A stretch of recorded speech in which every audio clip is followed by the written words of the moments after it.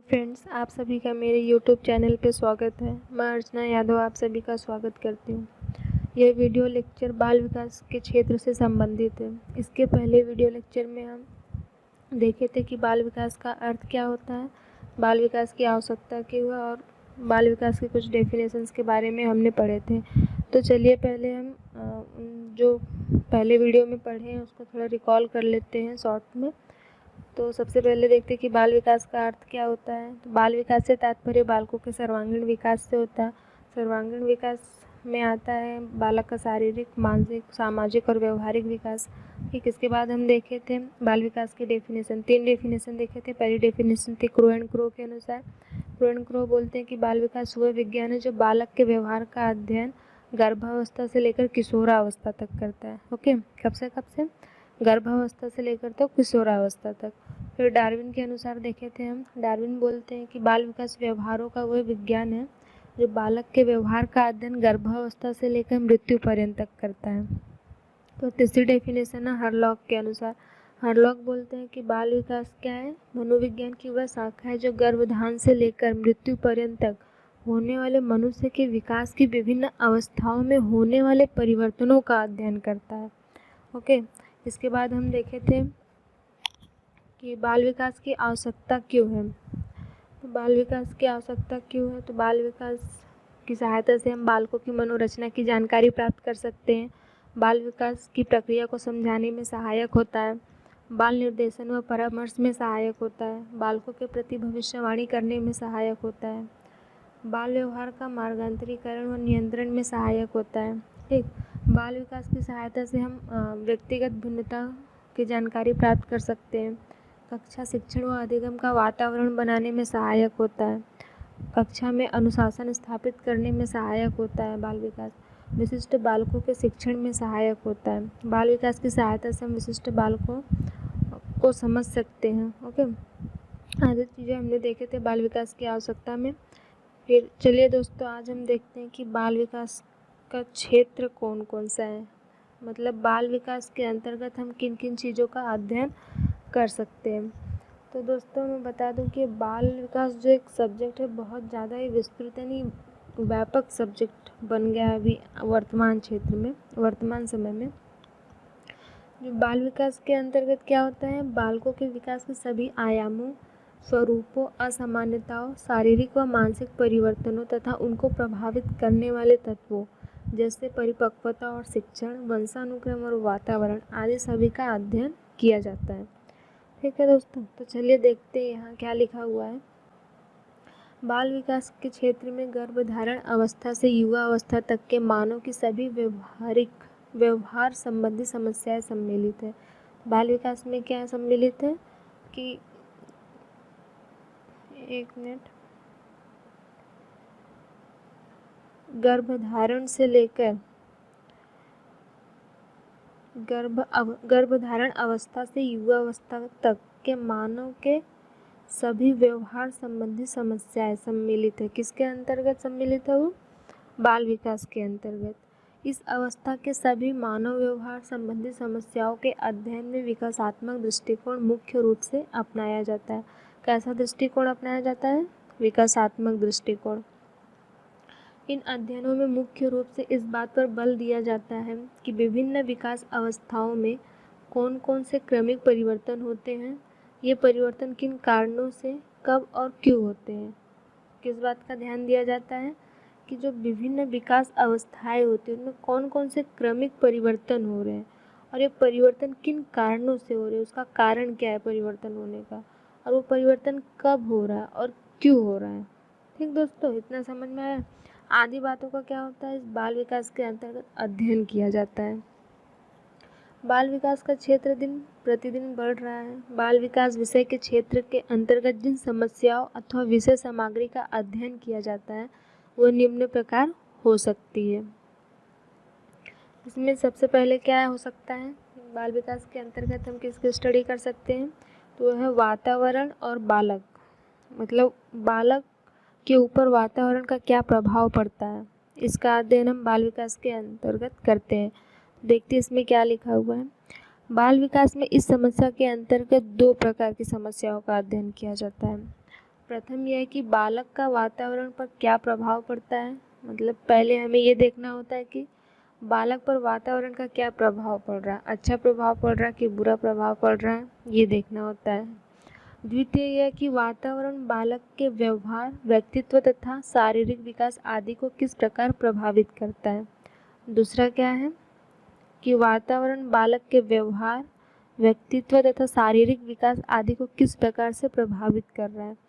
अतः स्पष्ट है कि बालक का पर्यावरण एक विशेष प्रभावकारी क्षेत्र है। तो दोस्तों, वातावरण जो है वो बहुत बड़ा फैक्टर है किसी भी बालक के डेवलपमेंट के लिए, मतलब उसके विकास के लिए। जैसा वातावरण उसे मिलेगा उस प्रकार से वो विकसित होता है। जैसे हम एक उदाहरण के तौर पे देख सकते हैं कि एक गांव का बच्चा ले लिया और एक शहर का बच्चा ले लिए।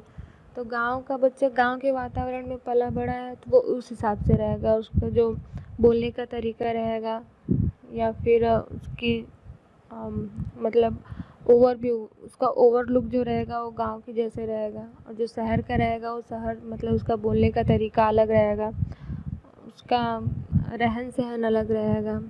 ये सारी चीज़ें क्या होती है, अलग हो जाती है। तो ये वातावरण की वजह से होता है। वो शहर के वातावरण में पला बड़ा है इसलिए वो उस प्रकार से रह रहा है। ये एक लड़का गांव के वातावरण में पला बड़ा है तो गांव के तरीके से रह रहा है। ओके, नेक्स्ट पॉइंट है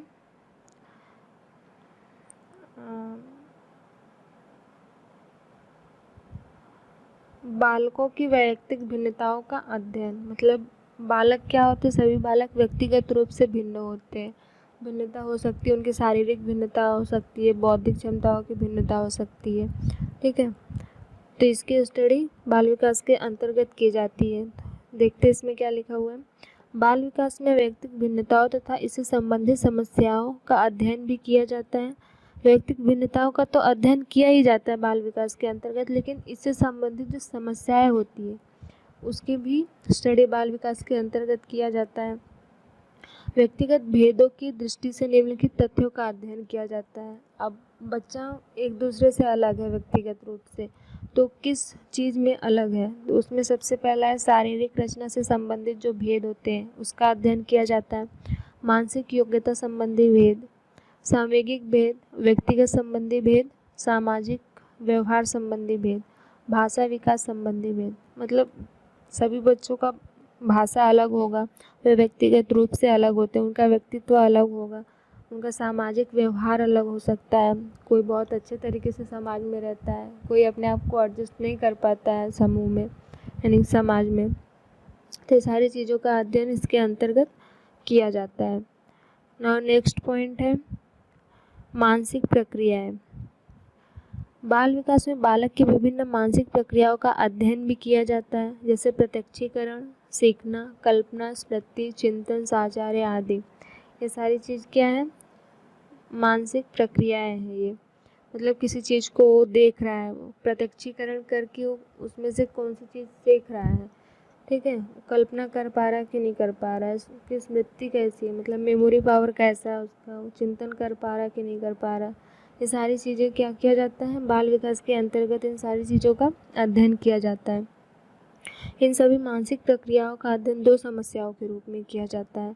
प्रथम यह कि विभिन्न आयु स्तरों पर बालक की ये विभिन्न मानसिक प्रक्रिया किस रूप में पाई जाती है। क्या बोल रहे हैं यहाँ पे कि वो जो मानसिक प्रक्रियाएं हैं, जो मानसिक प्रक्रियाओं का मतलब जो मानसिक रूप से विकास हो रहा है बच्चों का, वो किस अवस्था में कितना पाया जाता है। जैसे शैशवावस्था में कितना उसका विकास हो रहा है, बाल्यावस्था में कितना विकास हो रहा है, किशोरावस्था में कितना विकास हो रहा है। ठीक है, और इनकी गति और किस गति से विकास हो रहा है, उस अवस्था में वो किस गति से उसकी मानसिक विकास हो रहा है बच्चे का। ये सारी चीज़ों का अध्ययन बाल विकास के अंतर्गत किया जाता है। द्वितीय यह कि इन मानसिक प्रक्रियाओं का विकास कैसे होता है, मतलब किस प्रकार से हो रहा है, कैसे हो रहा है, तथा इनके विकास को कौन से कारक प्रभावित करते हैं, और उन विकास को प्रभावित करने वाले कारकों का अध्ययन भी बाल विकास में किया जाता है। ओके, इतना समझ गया आप लोगों को। नाउ नेक्स्ट पॉइंट है बालक बालिकाओं का मापन। बाल विकास के क्षेत्र में बालकों की विभिन्न मानसिक और शारीरिक मापन तथा मूल्यांकन से संबंधित समस्याओं का अध्ययन भी किया जाता है।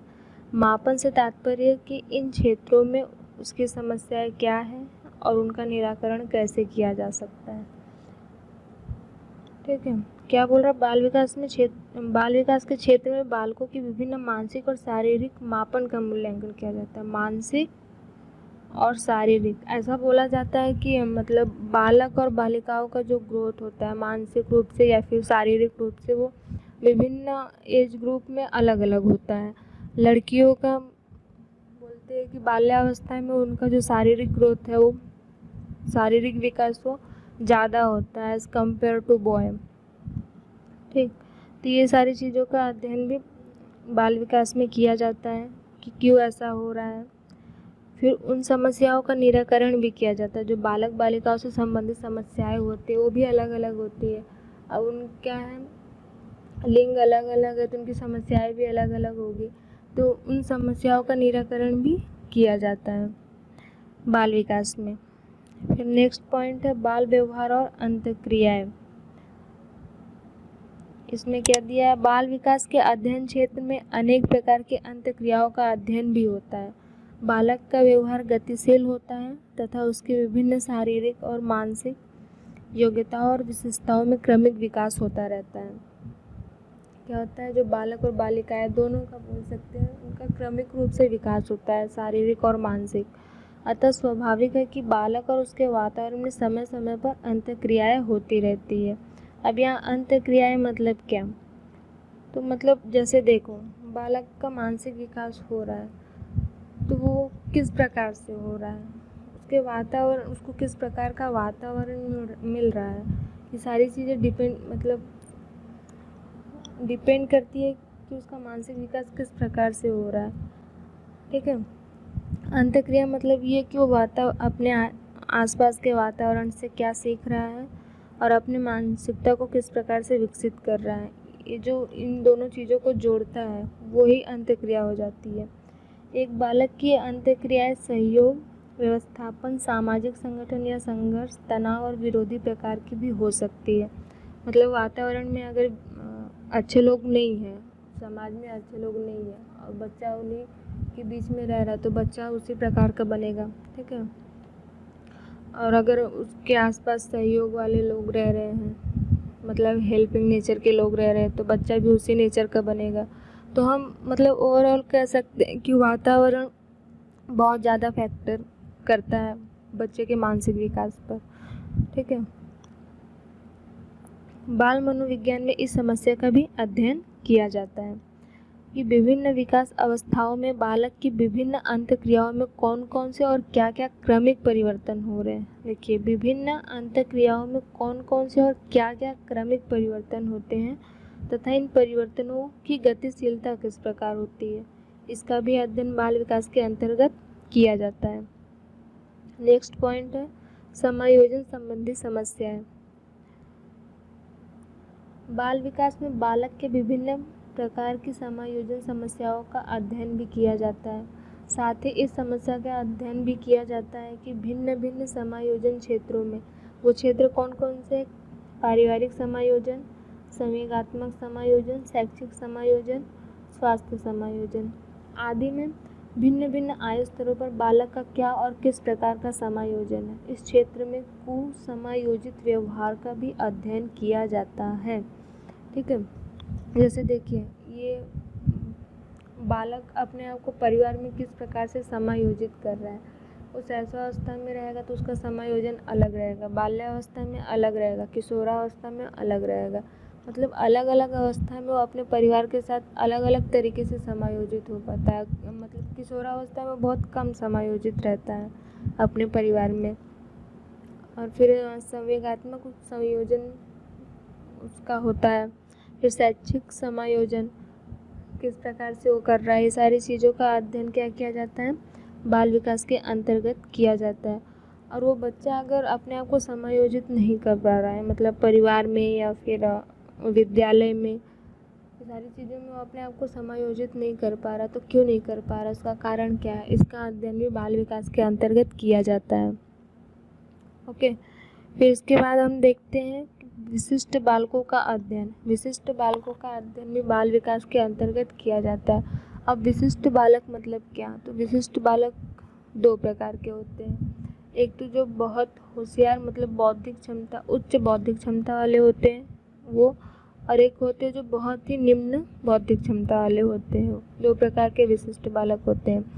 अगर हम शिक्षा के क्षेत्र में देखें तो कोई एक छात्र है, अगर उसे मतलब छात्र है और उसके गुण के आधार पर अगर छात्रों को हमें बांटना है तो 5 टाइप में से हम बांट सकते हैं छात्रों को। वो कौन कौन से हैं? तो पहला होता है कि औसत से बहुत कम, पहला बच्चा हो गया औसत से बहुत कम, दूसरा है औसत से कम, और तीसरा हो जाता है औसत, और फिर चौथा हो जाता है औसत से अधिक और औसत से बहुत अधिक। ऐसे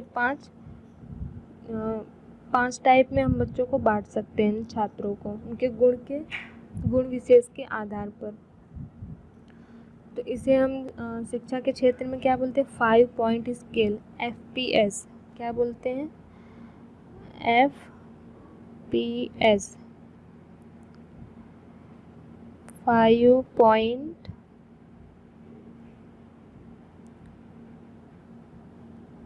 5 पॉइंट स्केल। ओके, तो आप इसका एक मतलब टेबल भी बना सकते हो विशिष्ट बालकों का। ऐसे 5 कॉलम बनाइए पहले से, देखिए 1 2 3 4 5, ऐसे 5 कॉलम बना लिए। पहले कॉलम में आएगा औसत से बहुत कम। पहले कॉलम में कौन से बच्चे आएंगे? जो औसत से बहुत कम है किसी गुण में, जैसे बौद्धिक क्षमता ही ले लेते हैं हम, बहुत कम। ठीक, ये फर्स्ट कॉलम में। फिर सेकंड कॉलम में आएगा औसत से कम,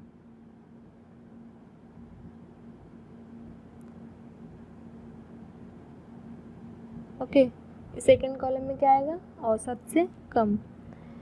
फिर थर्ड कॉलम में लिखना औसत वाले बच्चे, मतलब बौद्धिक क्षमता में जो औसत बच्चे हैं वो, ठीक। फिर फोर्थ कॉलम में आएगा औसत से अधिक, मतलब जितनी बुद्धि होनी चाहिए उससे अधिक है उसके पास, ओके, औसत से अधिक।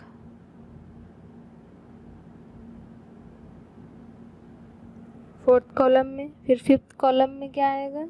औसत से बहुत अधिक, मतलब कुछ बच्चे ऐसे होते हैं ना जो ब्रिलियंट टाइप के होते हैं, वो औसत से बहुत अधिक।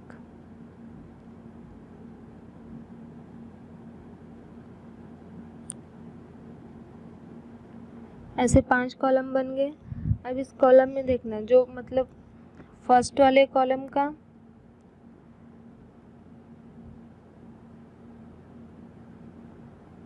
एक मिनट, ऐसे 5 कॉलम हम बनाए थे, 1 2 3 4, 5 कॉलम बने। जो फर्स्ट कॉलम में हमने क्या भरे थे? औसत से बहुत कम। तो इस कैटेगरी के जो बच्चे आते हैं वो क्या हो गए? विशिष्ट बालक में हो गए। और एक लास्ट कॉलम हमने भरे थे औसत से बहुत अधिक, मतलब बहुत होशियार ब्रिलियंट टाइप का बच्चा जो है वो भी विशिष्ट कैटेगरी में ही आता है। तो 2 टाइप के बच्चे क्या होते हैं? विशिष्ट कैटेगरी में आते हैं, ओके। अब हम देखते हैं कि मतलब इस बाल विकास में इसकी स्टडी कैसे की जाती है। तो जब बालक की शारीरिक और मानसिक योग्यता और विशेषताओं का विकास दोषपूर्ण ढंग से होता है तो बालक के व्यवहार और व्यक्तित्व में असामान्यता के लक्षण उत्पन्न हो जाते हैं।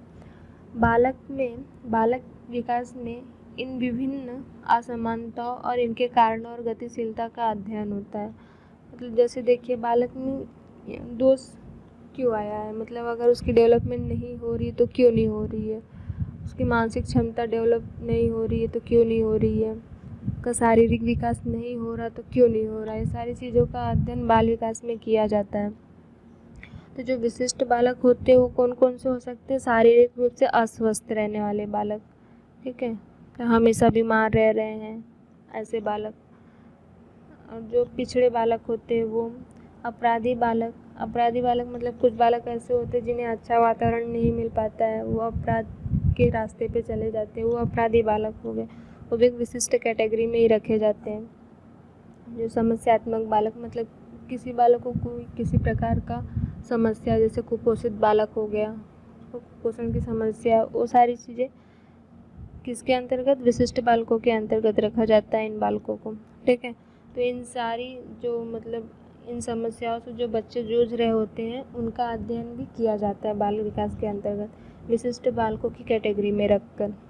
ओके, नाउ नेक्स्ट पॉइंट है अभिभावक बालक संबंध। अभिभावक मतलब क्या, पेरेंट्स और बच्चों का संबंध क्या होता है, इसका अध्ययन भी बाल विकास में किया जाता है। बालक के व्यक्तित्व विकास के क्षेत्र में अभिभावकों और परिवार की महत्वपूर्ण भूमिका होती है। दोस्तों मैं बता दूं आपको कि मतलब किसी बालक का जो व्यक्तित्व का डेवलपमेंट होता है उसमें मम्मी पापा का या फिर परिवार में रहने वाले भाई बहन का बहुत ज़्यादा महत्वपूर्ण भूमिका होती है उनकी। ठीक है, अभिभावक बालक संबंध का विकास, अभिभावक बालक संबंधों के निर्धारक, पारिवारिक संबंधों में रास आदि समस्याओं का अध्ययन बाल विकास मनोविज्ञान के क्षेत्र के अंतर्गत किया जाता है। तो बालक और पेरेंट्स, बच्चे और पेरेंट्स का क्या संबंध है, किस प्रकार का संबंध है, वो अपने पेरेंट्स के साथ किस प्रकार से व्यवहार करता है, इसका अध्ययन भी बाल विकास के अंतर्गत किया जाता है। पेरेंट्स का अध्ययन भी किया जाता है। बालक संबंधों के निर्धारक मतलब बालक के जो संबंध है अपने परिवार से, उसके जो निर्धारक तत्व है उनका अध्ययन भी किया जाता है। पारिवारिक संबंधों में रास आदि समस्याओं का अध्ययन बाल विकास मनोविज्ञान के क्षेत्र के अंतर्गत किया जाता है। इस प्रकार हम कह सकते हैं कि गर्भावस्था से किशोरावस्था तक की सभी समस्याएं बाल विकास की परिसीमा या क्षेत्र में आती है। मतलब जब से बच्चा गर्भ में पड़ रहा है तब से लेके तो किशोरावस्था तक उसके डेवलपमेंट में जितनी भी समस्याएं आ रही है वो सारी चीज़ें मतलब क्यों आ रही है, किस कारण से आ रही है, उस समस्याओं का निराकरण कैसे होगा, उनको प्रभावित करने वाले कारक क्या है, ये सारी चीज़ों का अध्ययन बाल विकास के अंतर्गत किया जाता है। तो दोस्तों मैं आशा करती हूँ कि आप सभी लोगों को समझ गया होगा बाल विकास का क्षेत्र। अब हम नेक्स्ट वीडियो में पढ़ेंगे कि बाल विकास की अवस्थाएं कितनी हैं और उनके अंतर्गत होने वाले विकास, सारी चीज़ों के बारे में अध्ययन करेंगे। और आप सभी इस वीडियो को अच्छे से देखें और हो सके तो अपने बुक में इसे लिख लें as a notes. Thank you दोस्तों।